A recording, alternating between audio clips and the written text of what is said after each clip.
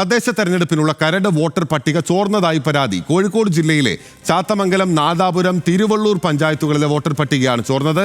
മുസ്ലിം league ജനപ്രതിനിധികളുടെ സംഘടന പരാതി നൽകി. വിവരങ്ങളുമായി പ്രസാദ് ഉടുമ്പശ്ശേരി കോഴിക്കോട് നമുക്കൊപ്പം ചേരുകയാണ്.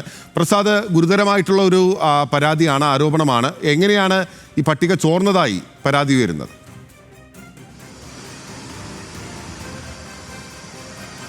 പിന്നിൽ വളരെ അതീവ ഗൗരവം എന്ന് തന്നെ പറയാം. കാരണം സാധാരണഗതിയിൽ സംസ്ഥാന തെരഞ്ഞെടുപ്പ് കമ്മീഷൻ ഔദ്യോഗികമായി പ്രസിദ്ധീകരിക്കേണ്ട ഒരു പട്ടികയാണ്.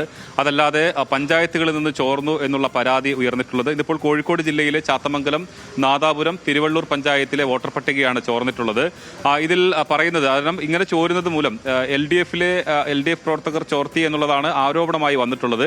അതുകൊണ്ട് തന്നെ പഞ്ചായത്ത് തെരഞ്ഞെടുപ്പ് വരാനിരിക്കുകയാണ്. അവർക്ക് വളരെ നേരത്തെ തന്നെ പ്രവർത്തനങ്ങൾ നടത്താൻ കഴിയും. മാത്രമല്ല, ഇത്തവണത്തെ പഞ്ചായത്ത് തെരഞ്ഞെടുപ്പ് ഒരു പ്രത്യേകത എന്ന് പറയുന്നത് വാർഡുകളുടെ എണ്ണം കൂടുന്നുണ്ട്. അപ്പോൾ ഓരോ വാർഡിലുമുള്ള വോട്ടർമാരെ കുറിച്ച് കൃത്യമായ ധാരണ ലഭിക്കും എന്നുള്ളതാണ് പറയുന്നത്. എന്തായാലും നമ്മളോടൊപ്പം ഈ പരാതി നൽകിയിട്ടുള്ള KP അഷറഫ് നമ്മളോടൊപ്പം ചേരുന്നുണ്ട്. അദ്ദേഹം മുസ്ലിം ലീഗിന്റെ ജനപ്രതിനിധികളുടെ സംഘടനയുടെ സംസ്ഥാന ജനറൽ സെക്രട്ടറിയാണ്.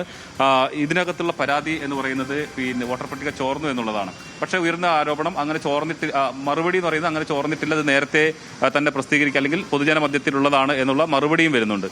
ഒരിക്കലുമല്ല. തെരഞ്ഞെടുപ്പ് കമ്മീഷൻ വളരെ സ്വകാര്യമായിട്ട് ജീവനക്കാരെ ഉപയോഗിച്ച്, പഞ്ചായത്ത് സെക്രട്ടറിമാരെ ഉപയോഗിച്ച് തെരഞ്ഞെടുപ്പ് കമ്മീഷന്റെ നിർദ്ദേശപ്രകാരം തയ്യാറാക്കുന്നതാണ് വോട്ടർ പട്ടിക. ആ കരട് വോട്ടർ പട്ടികയുടെ പ്രസിദ്ധീകരണം കാത്തിരിക്കുകയാണ് കേരളത്തിലെ രാഷ്ട്രീയ പാർട്ടികൾ. കാരണം പുതിയ വാർഡ് അടിസ്ഥാനത്തിലുള്ള പട്ടികയാണ് പ്രസിദ്ധപ്പെടുത്താൻ പോകുന്നത്. നേരത്തെ പട്ടികയിൽ ഉൾപ്പെട്ടവർ മാത്രമാണ് ഈ പട്ടികയിൽ ഉള്ളത് എന്നുള്ളത് അതിനൊരു ന്യായീകരണമല്ല. അങ്ങനെയാണെങ്കിൽ ഈ പട്ടിക എന്തുകൊണ്ട് 4-ാം തീയതി ഈ പട്ടികയുടെ പ്രവർത്തനം കഴിഞ്ഞതാണ്? അന്തിമമായിട്ടുള്ള എല്ലാ പ്രവർത്തനവും 9-ാം തീയതിയോട് പൂർത്തിയായിട്ടുള്ള എന്തുകൊണ്ട് ഇത് പ്രസിദ്ധപ്പെടുത്തുന്നില്ല? എന്തുകൊണ്ടാണ് തെരഞ്ഞെടുപ്പ് കമ്മീഷൻ CPM പ്രവർത്തകർക്ക് മാത്രം ലഭ്യമാവുകയും മറ്റുള്ളവർക്ക് ലഭ്യമാവാത്ത രീതിയിൽ ഈ പട്ടികയെ മാറ്റി നിർത്തുന്നത്? ഞങ്ങൾ ഉടൻ പ്രസിദ്ധീകരിക്കണമെന്ന് പലതവണ ആവശ്യപ്പെട്ടു. പക്ഷേ അത് പ്രസിദ്ധപ്പെടുത്താതെ ഒരു വിഭാഗത്തിന് മാത്രം കിട്ടുന്നു. 3 പഞ്ചായത്തുകളിലെ രേഖകൾ ഞങ്ങൾക്ക് കിട്ടിയത് പരാതിയിൽ ഉൾപ്പെടുത്തി എന്നുള്ളൂ. എല്ലായിടത്തും ഇത് സംഭവിച്ചിട്ടുണ്ട്. CPMന്റെ പ്രവർത്തകർക്ക് 4-ാം തീയതി മുതൽ ഡ്രാഫ്റ്റ് റിപ്പോർട്ടും അതിനുശേഷം 9-ാം തീയതിക്ക് കരട് വോട്ടർ പട്ടികയും എല്ലാം അവരുടെ കയ്യിൽ ലഭ്യമായിട്ടുണ്ട്. അതിന്റെ അടിസ്ഥാനത്തിൽ അവർ പ്രവർത്തനം നടത്തുന്നു. ഞങ്ങൾക്ക് ഇത് ഔദ്യോഗികമായി പ്രസിദ്ധീകരിക്കുന്നതുവരെ കാത്തിരിക്കേണ്ടി വരുന്നു.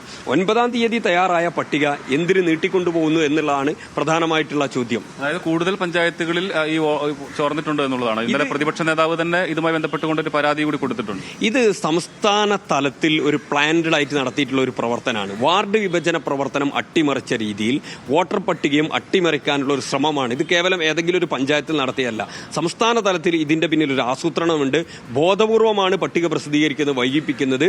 മാത്രമല്ല, പ്രസിദ്ധപ്പെടുത്തി കഴിഞ്ഞാൽ പരിമിതമായ സമയം വോട്ട് ചേർക്കുന്നതിനും നീക്കം ചെയ്യുന്നതിനും ഷിഫ്റ്റ് ചെയ്യുന്നതിനും ഒക്കെ അനുവദിക്കുകയും ആ സമയത്ത് തന്നെ സോഫ്റ്റ്വെയർ ഹാങ് ആവുകയും ചെയ്യുന്ന സാഹചര്യമൊക്കെ കഴിഞ്ഞ കാലങ്ങളിൽ ഉണ്ടായിട്ടുണ്ട്.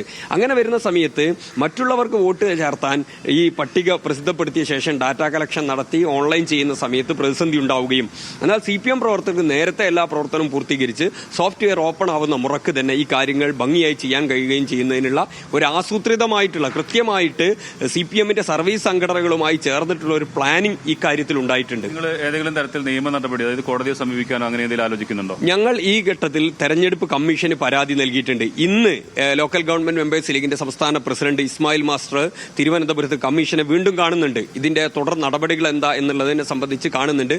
അതിനുശേഷം മുസ്ലിം ലീഗ് പാർട്ടിയാണ് നിയമ നടപടികളെ പറ്റിയൊക്കെ ആലോചിച്ചുകൊണ്ടിരിക്കുന്നത്. അതായത് എന്തായാലും ഈ പരാതിയുമായി മുന്നോട്ട് പോകും. സംസ്ഥാന തെരഞ്ഞെടുപ്പ് കമ്മീഷന് ഇവർ തന്നെ പരാതി ഇന്ന് വീണ്ടും നൽകും എന്നുള്ളതാണ് പറയുന്നത്. അതല്ലെങ്കിൽ മാത്രമാണ് മറ്റ് നടപടികളിലേക്ക് കടക്കുക. എന്തായാലും വളരെ ഗൗരവമായ ഒരു കാര്യം തന്നെയാണ്. സംസ്ഥാന തെരഞ്ഞെടുപ്പ് കമ്മീഷൻ പ്രസിദ്ധീകരിക്കേണ്ട ഒരു കരട് പട്ടിക അത് പഞ്ചായത്ത് മുഖേന ചോർന്നു എന്നുള്ളത് തന്നെയാണ് വരുന്നിട്ടുള്ള ആരോപണം. ശരി, വളരെ ഗുരുതരമായിട്ടുള്ള ആരോപണമാണ്. അത് എങ്ങനെയാണിത് ചോർന്നു എന്നുണ്ടെങ്കിൽ അതിനെപ്പറ്റി വിശദീകരിക്കേണ്ടത് തെരഞ്ഞെടുപ്പ് കമ്മീഷനാണ് എന്നുള്ളതും വളരെ പ്രധാനപ്പെട്ട കാര്യമാണ്. വിവരങ്ങൾ നൽകുകയായിരുന്നു പ്രസാദ് ഉടുമ്പശ്ശേരി.